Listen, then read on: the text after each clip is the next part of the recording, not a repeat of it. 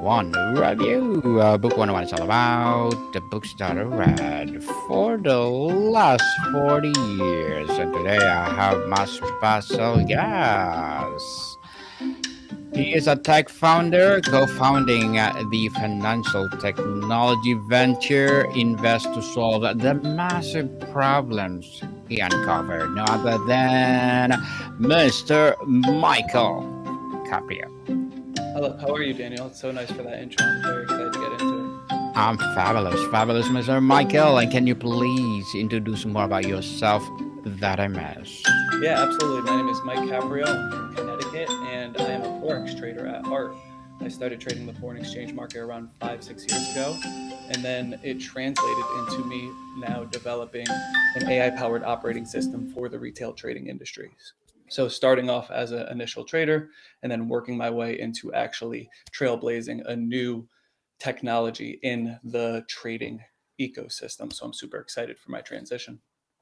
Trailblazing indeed. And we salute you for doing that. And thank you so much for sharing your knowledge and wisdom to the world, Mr. Michael. We're hoping for more and more empowering business to come. So today let's talk about the trader's mindset. What you learn from 27,000 traders that has nothing to do with the charts, but recommend a book that influenced your journey later. So tell us what it's all about. Yeah, absolutely. So, in order to be a trader, you need to have that growth mindset. And I know we all hear about that, but it really is difficult. It's one thing to say it, but it's difficult to actually achieve it. And what I mean by growth mindset is not depending on results, looking at the journey, just getting better each and every day. And with trading, it's really tough because not only are you not making money initially, but you could be losing money as well. So I always advise anybody who's going into trading, affiliate marketing, drop shipping, e-commerce, whatever gold object or thing that actually you find a passion for, you need to invest your time in educating yourself on free educational platforms before you actually dump any type of live capital into that market or industry that you're willing to go after. And especially with trading, because the markets are so large that they will humble you in a second. So having that growth mindset, being humble, realizing that you aren't anything right now, right? You don't know how to properly trade. You don't know how to properly sell something on an e-commerce site. In this specific case for trading, you need to be okay with not knowing anything, going in completely humble and just learning from your mistakes and just being super patient.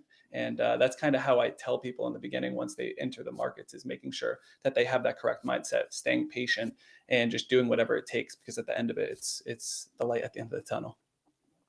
Indeed. And what is the observing 27,000 traders? What is the single most common psychological trait that separates the consistently profitable from those who struggle?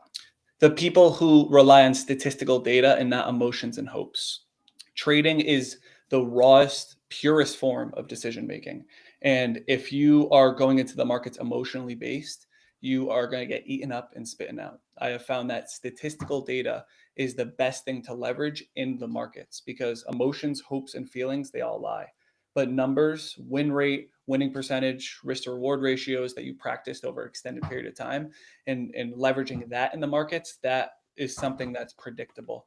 And a lot of people contemplate is trading gambling, and there's an argument for both sides, but I just find a way to find profitability and help others find profitability by making sure that they leverage the statistical data that they've derived and then go into the markets like that. If you're ever seeing videos or these Instagram hype videos of people getting so excited off of wins or almost like jumping off a bridge for losses. It's often just propaganda. Real traders are actually pretty calm throughout the whole entire process, whether it's a win or a loss. They know it's something that they could obtain, or it's something that's not just going to be so life changing on their account balance. So I would say leveraging statistical data, but if we're talking psychological, it is kind of the things that I've mimicked, whether it's patience over an extended period of time, being able to eat crow for years and not make money. Some people it takes months. I wasn't as blessed. It took me a couple of years, and everyone I teach usually takes 6 to 8 months. So with the right training, with the right mindset, it's definitely achievable. Achievable indeed. You say that this has nothing to do with the chart. So, if successful trading is not about finding the perfect indicator, what is it fundamentally about? Creating a trading system that works for you. A lot of people in the industry try to give this cookie cutter advice of trade this way or trade with this indicator, like you mentioned. Now with AI, trade with this AI robot. And the fact of the matter is, some indicators don't work for some people. And there's no cookie cutter trading system in Forex or crypto or stocks. It's very subjective to your own self, your own natural tendencies and habits.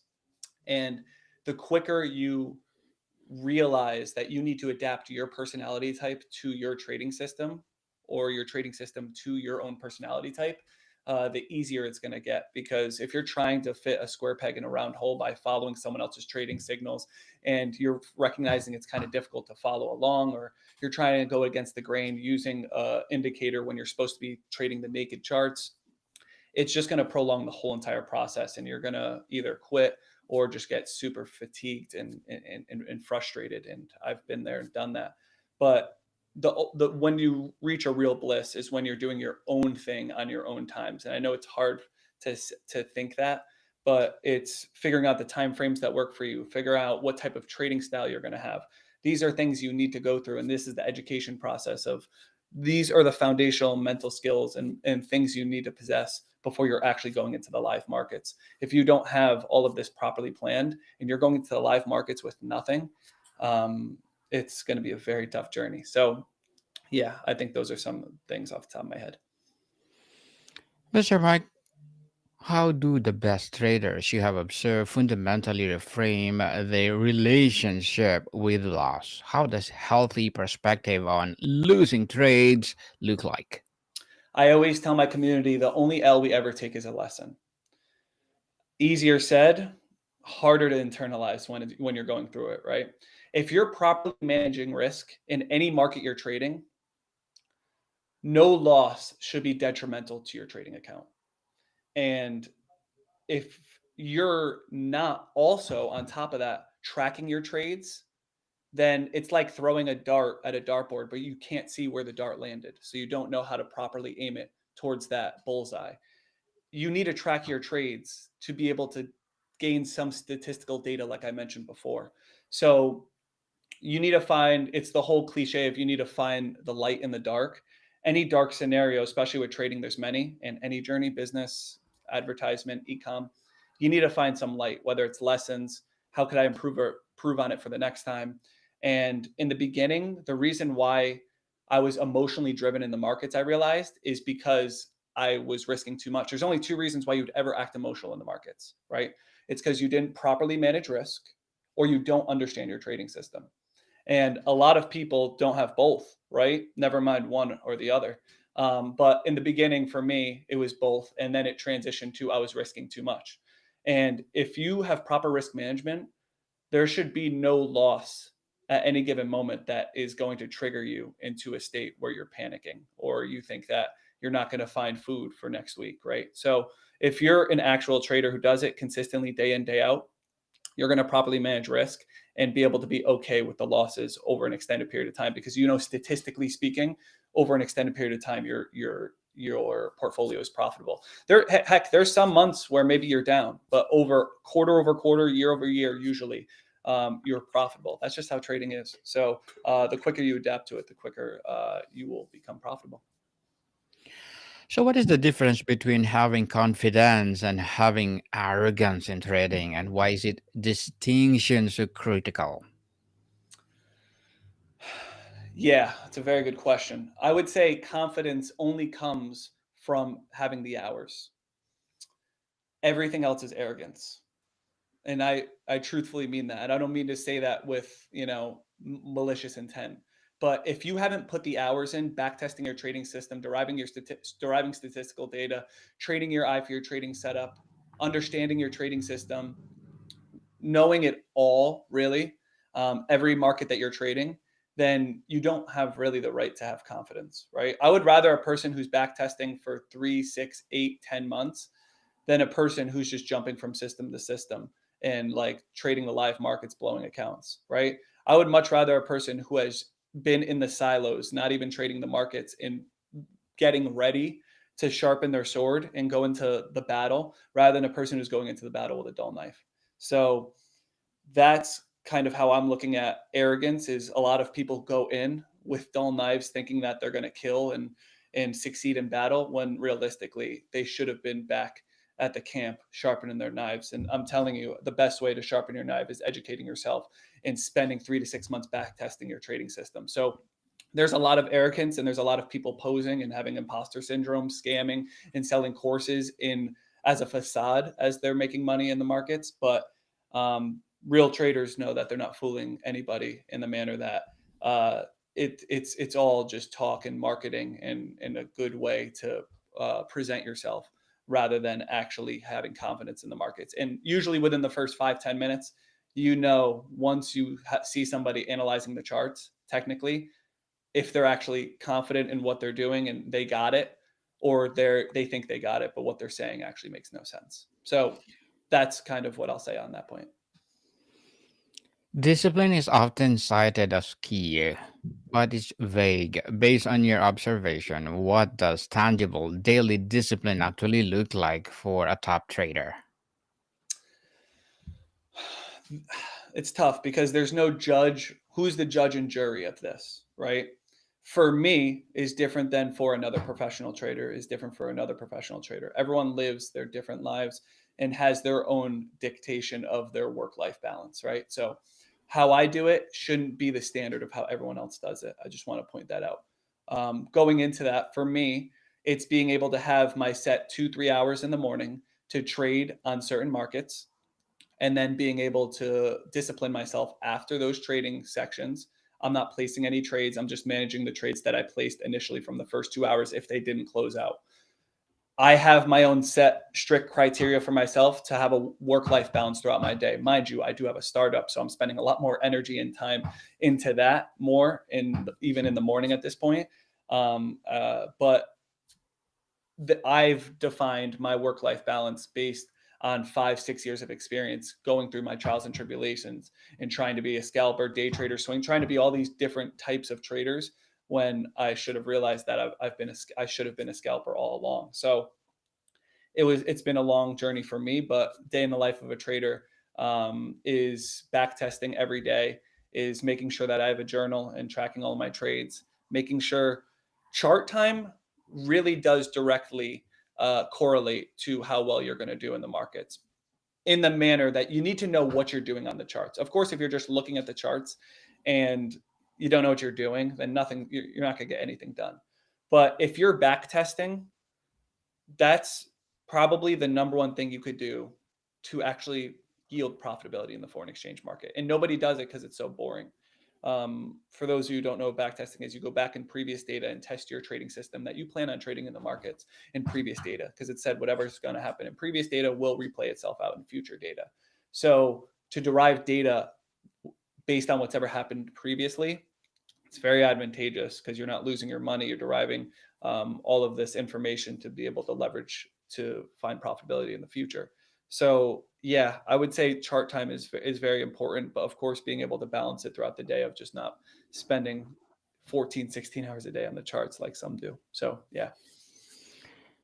What are the specific routines or rituals you see successful traders use to manage an intense emotional swings of the markets? For me, again, I want to speak for me. Walking was the best for me. Let me explain. There's a lot of times when, as a trader in the morning, specifically, especially for stock traders, a lot of times for forex traders, because there's usually that London, New York session overlap from 7 a.m. to 9 a.m. where there's increased activity in the markets. That's usually a good time for scalpers to trade, especially on the East Coast. So a lot of times when you're in it for 2, 3, 4 hours in the markets, you may just need like a break, right? Whether you're in a losing trade or whether you just placed multiple trades from the morning, it could be very emotionally driven, especially in the beginning. But once, kind of like what I mentioned in the beginning, once you get into a rhythm, it's not as emotionally driven. This is a very kind of starting off trading and getting the feeling of how to trade, and what it feels like, because people don't talk about enough the emotional, what you actually feel when you gain or lose money, right? Greed, um, or envy or jealousy of like, oh, I should have done this, regret. So yeah, it's it could be a tough one. But yeah, that's what I have to say about that. So, Mr. Mike, tell us what is all about your podcast. Yes. So the Curious Podcast is where we explore, a different angle to what mainstream media paints us, because mainstream media paints us, uh, certain narratives that I think are just overhyped, or maybe just isn't the correct information. So the Curious Podcast, just, I feel like as we age throughout life, we lose our curiosity. So that's why I created the Curious Podcast. Just a lot of curious ideas that I, think about throughout the day, or as funny as enough, they say we have the best ideas or thoughts in the shower. Things that I think about that I think could spark some curious thoughts within others. So that's where I post all of my thoughts. We have long form, short form, and all of that good stuff. So thank you for mentioning that. Curious podcast for sure. I'm curious about your podcast, Mr. Mike. And what is the common, seemingly small habit that unsuccessful trader consistently neglect that has outsized impact on their results? Mm. So what causes somebody to not find profitability mindset wise? Yes. Their willingness to want it all so quick. People would rather try and sprint a marathon than jog a mile run, right? I don't like, well, I can't say I don't like, because I've been there, but when people come in thinking that they're going to trade the markets right away and find profitability in 2 to 4 months, when it took me 2 years, 2.5 years, and I'm not saying I'm super special, but I'll say that I learned throughout the whole entire journey, and me being able to tell somebody something else, they like cover their ears and they have to feel it. So I would say the number one thing of what causes the demise of new traders is them wanting it so quickly. And I don't know if it's outside pressure, if it's because when you tell somebody you trade, they're implying, that person is then implying, oh, you should have money or you're a scammer. Um, so I understand how it looks on the view of outside, looking in, but if you're seeking outside validation, that's a bigger problem. I would just say, if you're going to go into any market, make sure you're not rushing the process and you're enjoying the process, as cliche as it sounds. Because if you're results driven, then you're going to be squeezed out really quick, especially in a market of trading. You're going to be squeezed out very quickly.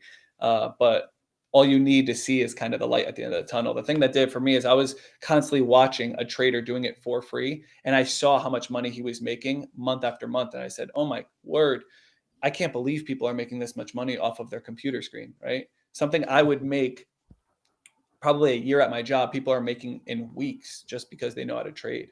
And I'm not saying it's going to be like that for you in the beginning, but I'm saying you could develop a skill set and have access to an amount of capital where you do eventually be able to get to that point. So there obviously is a lot to market and look at the shiny object and think, oh my word, I'm going to be rich. But there's a lot of small steps to get there. And as long as you take those proper steps necessary, it's going to be tedious. It's going to be hard. You're going to shed some tears maybe throughout the process, but it'll all be worth it at the end. So yeah, that's what I have to say. Interesting, Mr. Michael. And as a podcast host, as well as entrepreneur, what are your short term and long term goals? So right now I have a very ambitious AI powered operating system for the retail trading industry that is completely going to revolutionize how retail trading operates in the finance industry as a whole.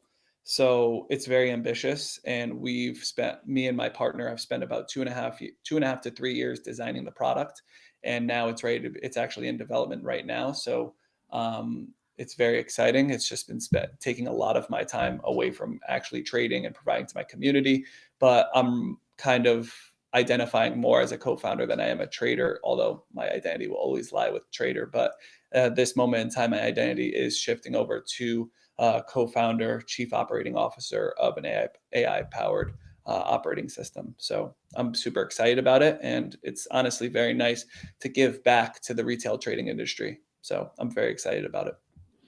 Please do come over if you done, Mr. Michael, and let's talk about it to all my podcasts. And what will be your piece of advice for those people that don't want to be like you? It's a very good question. I would say block the outside noise, especially 20 to 39 year olds, or even 18 to 39 year olds. It's very easy to stay in high school in the manner that you care about what people think. They say in their 20s, you care most about what people think. In your 30s, you care a bit less. In your 40s, you realize the people who were thinking about you weren't thinking about you at all. So the quicker you get to your 40s and realize that somebody may see a piece of content that you put that you thought was cringe so much, and then 3 5 minutes later their bills are due, they got to pick up their kids, and they don't care about whatever you're doing actually.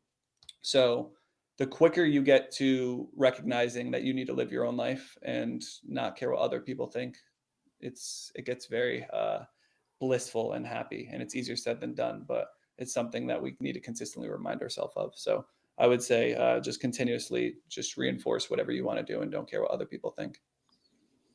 Yes, people don't care of what people say about you. Just go, go, go. If you have the passion to something else and you want to share to the world, please do so. And thank you for that advice, Mr. Michael. And can you please recommend a book or books that influence your journey? Yes. So I'll give one for trading and then one just for my mindset. Trading in the Zone is a very good book. Forgive me for who the author is. You could look it up. I forget. I believe it starts with Mark. It's a very good book for traders, and also Naked Trading. I apologize. That's actually better than Trading in the Zone. It just dawned on me. Naked Trading was one of the best books for me because I don't use any indicators or anything like that, but it's a great, great book just for simplistically trading. And then another one, of course, is the classic Think and Grow Rich by Napoleon Hill. You can't ever go wrong with that for mindset wise. That's always a classic. So those are my two books, three books. Yes, definitely. And thank you for that recommended books, Mr. Mike. And tell us, if you were to write a book on this topic yourself, what would be the central content message that challenge conventional trading wisdom? What a question. Well, I mean, what a question. Um,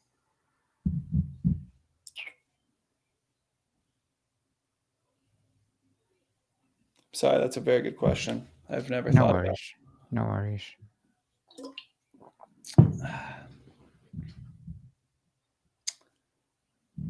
I'm going to go off of what I said before. It takes longer than you think. That would be front and center. It takes longer than you think, or something around those lines. Just because I need to reinforce that point very much. Of it takes longer than you're expecting it's going to take. Well, Mr. Mike, before we wrap up our discussion for today, I'm inviting you to please do listen to my other podcast, people. My other podcast, because my abstract essay is already in fifth season, abstract poetry in second season, I'm up book 101 review in fifth season too, comedy 101 in second season, I'm up food 101 in fifth season as well, geography 101 in fourth season, I'm up baby podcast law 101 and mental health 101. Love Letters in third season, and Movie 101 review and Music 101 in fourth season, and Science 101 and Sex 101 in it for season. Please listen to them wherever you listen your podcast. So, Mr. Michael, tell us if you could leave our audience or viewers with one non-negotiable principle for cultivating a winning trader's mindset, what would it be?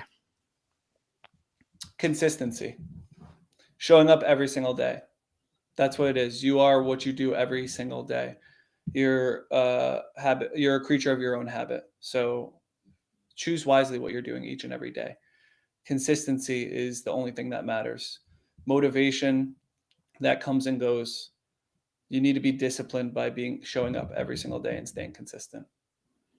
That's what really, really determines a winning person, is being consistent.